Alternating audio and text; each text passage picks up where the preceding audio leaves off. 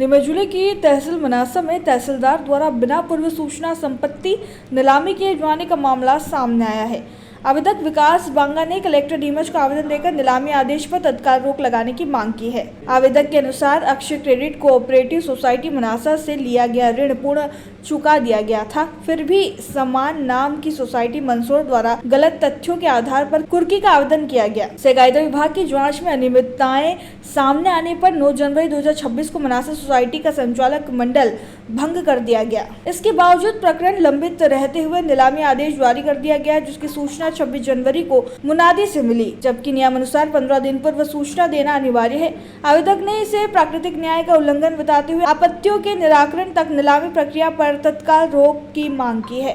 भारत का ब्लॉक बाबजी ASC block, मजबूती AC steel जैसी, न रेती न सीमेंट न तराई की है झंझट। भारत का नंबर 1 ब्लॉक ISI व ISO मार्क से प्रमाणित भी है। MP राजस्थान का सबसे अत्याधुनिक प्लांट। अगर आप भी चाहते हैं बाबजी एएससी ब्लॉक मंगवाना तो आज ही संपर्क करें। Jhanjharwada industrial area, Neemuch, Madhya Pradesh. Contact number screen पर मेंशन है, जल्दी संपर्क करें। जैसे पूर्व में भी मैं काफ़ी बार आ चुका हूँ यहाँ पर अक्षय क्रेडिट सोसाइटी के विरुद्ध, जो कि एक अवैध संस्था है। तो अवैध संस्था की अवैध कुर्की में ये जो तहसीलदार महोदय हमारे मनासा के हैं, मुकेश जी निकम, उन्होंने जालसाजी करके मेरा घर नीलामी का मुझे आदेश दिया है। और जब मैं इनसे डॉक्यूमेंट लेने जाता हूँ, कॉपी मांगता हूँ, तो ये बोलते नीमच प्रकरण चल रहा है। तो कई बार ऐसे गुमराह करके, और इन्होंने कल एक टेम्पो के माध्यम से पूरे मनासा शहर में टेम्पो घुमाया और उसमें मेरे घर नीलामी का आदेश दिया, जो कि मैं आपको बताना चाहूँगा, एक 72,000 का इन्होंने कोई केस लगा रखा है, जो भी अवैध कुर्की है उसके लिए मेरे घर नीलामी का इन्होंने करा। जब मैंने आज सुबह जाके तहसीलदार से कॉपी मांगी, भाई आपने मुझे कोई सूचना नहीं दी, नीलामी की पूर्व में 15 दिन पूर्व सूचना देनी पड़ती है और आपको तामील प्राप्त है, तो उन्होंने कहा ऐसा कुछ नहीं होता, ऐसा कोई कानून नहीं है।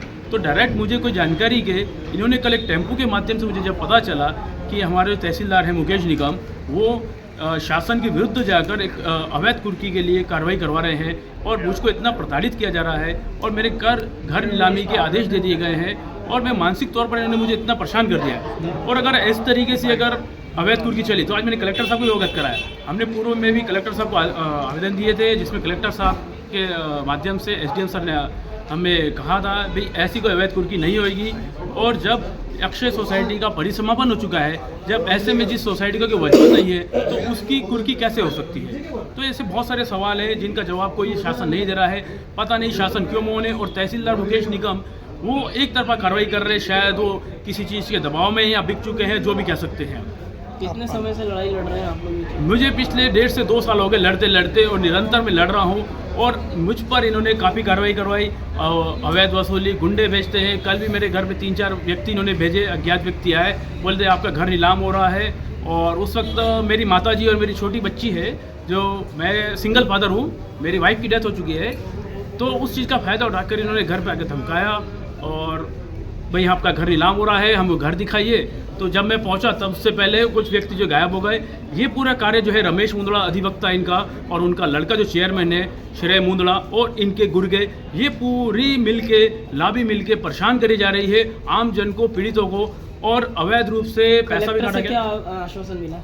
कलेक्टर साहब ने कहा, जैसे पूर्व कहते हुए मैं देखता हूँ, अब इसमें देखना है। मैंने कहा देखिए सर, मुझे कोई अपील का अवसर नहीं मिल रहा है। मैंने कहा 15 दिन का मुझे अपील का अवसर दिया जाए। ये तो शासन एक तरफ का मतलब कार्रवाई कर रहा है। आपकी मांग पूरी नहीं होती तो क्या रहेगा? अगर मेरी मांग पूरी नहीं होती है तो मैं कल अगर ये नीलामी के लिए आते हैं तो मैं अपना वहीं पे अपनी मृत्यु, अपनी वहीं पे जो भी मेरे को लगेगा उचित लगेगा वो मैं करूँगा, क्योंकि मैं थक चुका हूँ इन लोगों से। क्या नाम है? विकास बांगा।